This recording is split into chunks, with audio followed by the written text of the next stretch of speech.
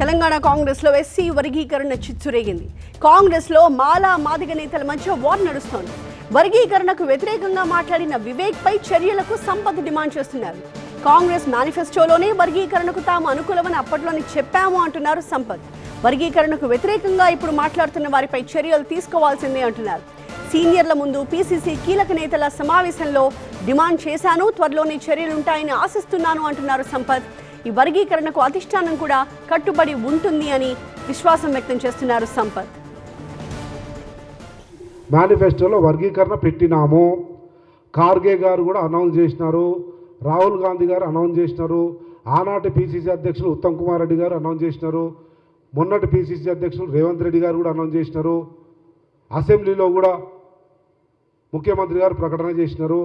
వీటన్నిటికీ విరుద్ధంగా ఎవరైనా కానీ, వివేక్ కావచ్చు, వివేక్తో పాటు ఎవరున్నా కానీ వారు కాంగ్రెస్ పార్టీకి వ్యతిరేకంగా మాట్లాడిన వాళ్ళే కాంగ్రెస్ పార్టీ క్రమశిక్షణ చర్యలు తీసుకోవాలి అని చెప్పి స్పష్టంగా మా అధికారిక పీసీసీ సమావేశంలోనే నేను డిమాండ్ చేసిన, దానికే కట్టుబడి ఉన్నా. ఎవరైనా అది మాట్లాడితే అది కాంగ్రెస్ పార్టీకి వ్యతిరేకమే. బరాబర్ మేము కూడా రిప్రజెంట్ చేసినాం. పార్టీ సరైన సమయంలో సరైన నిర్ణయం తీసుకుంటుంది అన్నటువంటి నమ్మకం మాకుంది. సో అది సంపత్ వర్జన్. మరి వివేక్ దీనికి ఏం చెప్తూ ఉన్నారు ఆ డీటెయిల్స్ మా ప్రతినిధి శ్రావణ్ లైవ్లో సిద్ధంగా ఉన్నారు. సో శ్రావణ్, ఆల్రెడీ మేనిఫెస్టోలో చెప్పిన దానికి వ్యతిరేకంగా ఇప్పుడు కొంతమంది మాట్లాడుతూ ఉన్నారు, వాళ్ళపై చర్యలు తీసుకోవాలన్నది ప్రధానంగా సంపత్ డిమాండ్. మరి వివేక్ ఇస్తున్న కౌంటర్ ఏంటి? మాలకు మాదిగలకు, ఎస్సీలలో ఉన్న మాలలకు మాదిగలకు మధ్య కూడా ఒక టగ్ ఆఫ్ వార్ కాంపిటీషన్ అనేది మొదటి నుంచి నడుస్తున్న అంశం. అయితే ఈ ఎస్సీ వర్గీకరణ అనేది కాంగ్రెస్ పార్టీకి సంబంధించిన మూల సిద్ధాంతాల్లో ఒకటైన అంశం. ఇటు కాంగ్రెస్ హైకమాండ్ కూడా దీని మీద గొంతెత్తి చేసింది, దానికి మద్దతు తెలిపింది. దాంతోపాటు రేవంత్ రెడ్డి ప్రతిపక్షంలో ఉన్నప్పుడు కూడా ఎస్సీ వర్గీకరణ మీద తన గొంతు వినిపించారు. సీఎం పదవి చేపట్టిన తర్వాత కూడా ఎస్సీ వర్గీకరణకు కట్టుబడి ఉన్నారు. దానికి తగ్గట్టుగానే అడుగులు ముందుకేస్తున్న ఈ నేపథ్యంలో ఎస్సీ వర్గీకరణ అనే అంశంలో మాలకు మాదిగలకు మధ్య ఒక చిన్న డిస్కషన్ అయితే మొదలైంది.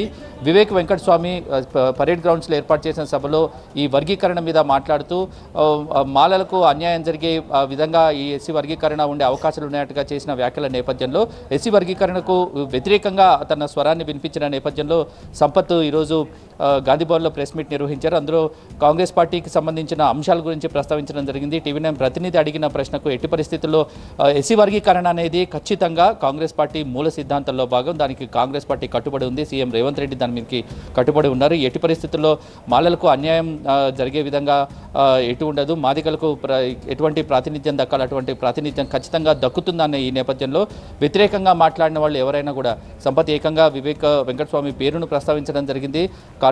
కాంగ్రెస్ పార్టీ సిద్ధాంతాలకు వ్యతిరేకంగా మాట్లాడుతున్నారు కాబట్టి ఖచ్చితంగా కాంగ్రెస్ పార్టీ ఈ అంశం మీద వివేక్పై చర్యలు తీసుకుంటుందనేది సంపత్ ఎక్స్పెక్ట్ చేస్తున్నట్టుగా చెప్పారు. ఎందుకంటే పీఏసీ మీటింగ్లో కూడా ఎస్సీ వర్గీకరణ అంశాన్ని ప్రస్తావించడం జరిగింది. కాంగ్రెస్ పార్టీ దానికి కట్టుబడి ఉన్న ఈ నేపథ్యంలో వివేక్ అలా మాట్లాడడం ఖచ్చితంగా క్రమశిక్షణ రాహిత్యానికి కిందకే వస్తుంది. కాబట్టి క్రమశిక్షణ చర్యల కింద వివేక్ దీని మీద చర్యలు, కాంగ్రెస్ పార్టీ వివేక్ మీద చర్యలు తీసుకుంటుందని, కాంగ్రెస్ పార్టీ తీసుకుంటుందని సంపత్ ఆశాభావం వ్యక్తం చేస్తూ ప్రెస్ మీట్లో మాట్లాడిన ఈ సందర్భంలో వివేక్ దీని మీద ఎటువంటి స్పందన ఇస్తారు? ఎందుకంటే ఆల్రెడీ తన వాదన వినిపించారు. ఎస్సీ వర్గీకరణ జరిగితే మాలలకు అన్యాయం జరుగుతుంది అనే విధంగా ఉన్న అభిప్రాయం ఎంటైర్ మాలల్లో ఉంది. ఇది నా వ్యక్తిగత అభిప్రాయం కాదు, ఎంటైర్ మాలల్లో ఈ అభిప్రాయం ఉంది. కాబట్టి మాలలకు అన్యాయం జరుగుతుంది ఎస్సీ వర్గీకరణ జరిగితే అని వివేక్ వెంకటస్వామి చెప్పిన వ్యాఖ్యల మీద, ఇప్పుడు సంపత్ చేసిన వ్యాఖ్యల మీద, క్రమశిక్షణ చర్యల మీద వివేక్ మీద క్రమశిక్షణ చర్యలు తీసుకోవాలనే అంశం మీద వివేక్ ఎలా స్పందిస్తారనేది తదుపరిగా చూడాల్సిన అంశం.